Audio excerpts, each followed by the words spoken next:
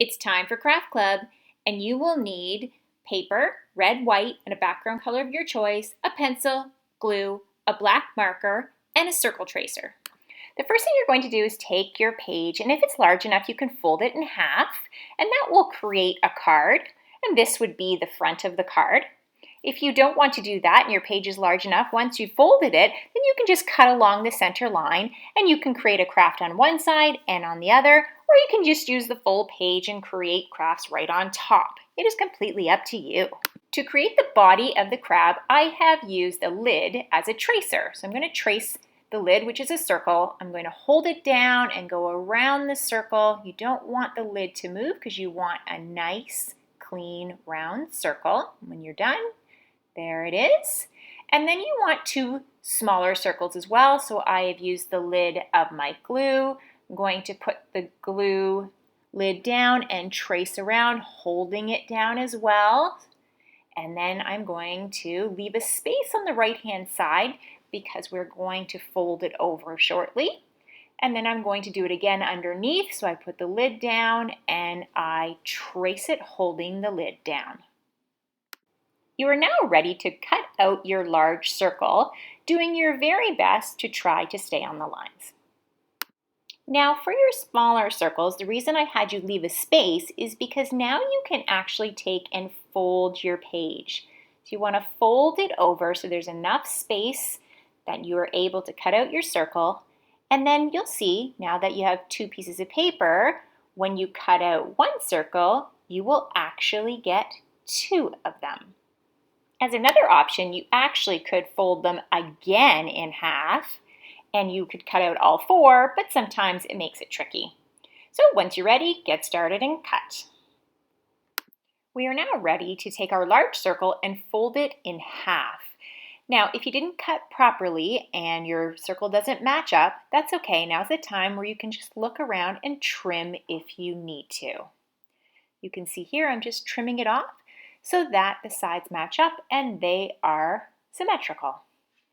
You're going to do the same thing for your small circles. So you're going to fold it and then just match up the sides. And if anything's sticking out like this piece here, then all I am going to do, see, you can just see that it's sticking out, is I'm going to trim it so that they are all symmetrical. And you're going to do that for all of your circles.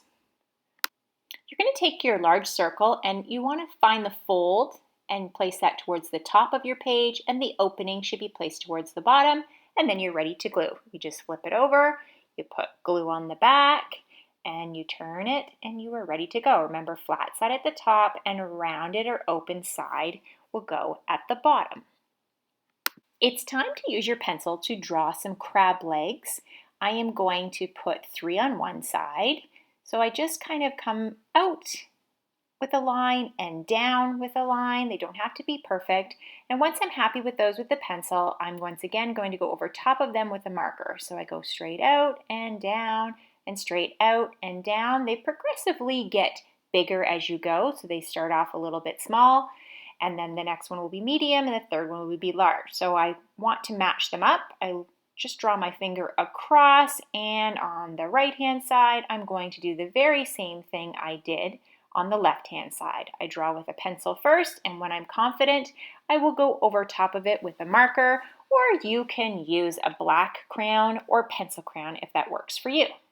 We're now ready to put 2 lines on each end so that we can add the claws. So you're going to take a curved line and put it on the left. You want to make sure it's connected right to the body. And then you're going to do the same thing on the right. I'm just going to show you with a pencil. If you use a pencil first, then you can see if you like your line before tracing over top. Once you like it, you trace right over top.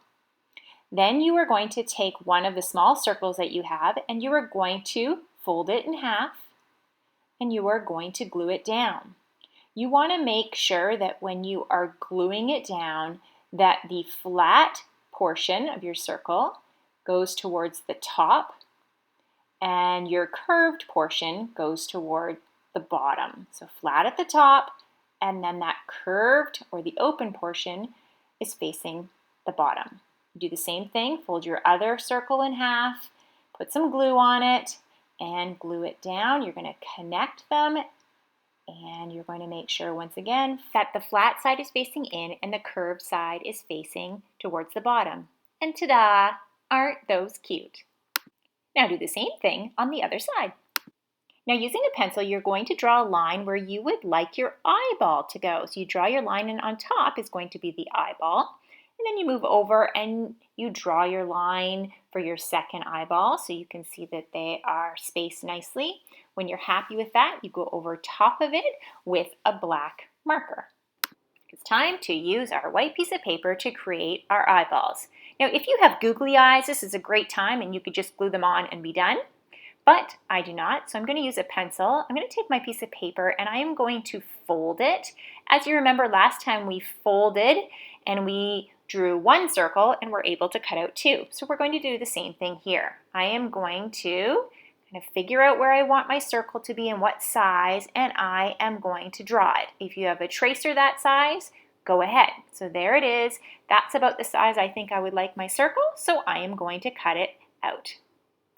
You're going to take your circle and just look at it, making sure it's nice and round. If it's not, you're going to fold it and trim around the outside, making sure there's nothing sticking out and that it is a nice symmetrical eye. And you will need to do that for the other eye as well. I'm now going to put the extra white piece of paper and put my eyeballs right on top of it so the marker doesn't go through and ruin my card. And I'm going to draw an eyelid. So here's where you get to be creative. I'm just doing a straight line and putting an eyelid, and I'm going to color over top. Check out that I like the eyelid, and I think I do. So I am going to now add my pupil. So I'm going to put that right in the middle.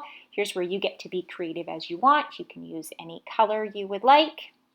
And I'm just going to make sure that I like the size and the look before I do the second one. I do, so now I'm going to do the exact same thing. So I'm going to put a straight line. I'm going to color over top of that line, and that's going to create the eyelid. And then I am going to put my pupil on the inside. Once you are happy with both eyes and you've checked them, you're ready to glue. So put glue on the back of your eye and you're going to glue it right down, just making sure it connects to the line. You're going to do the same thing with your second eye.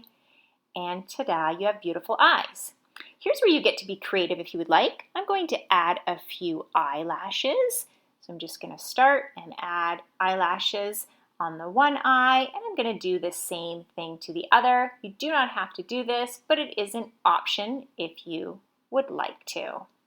And we have a fancy looking crab. Ta-da! This crab can even stand up on its own.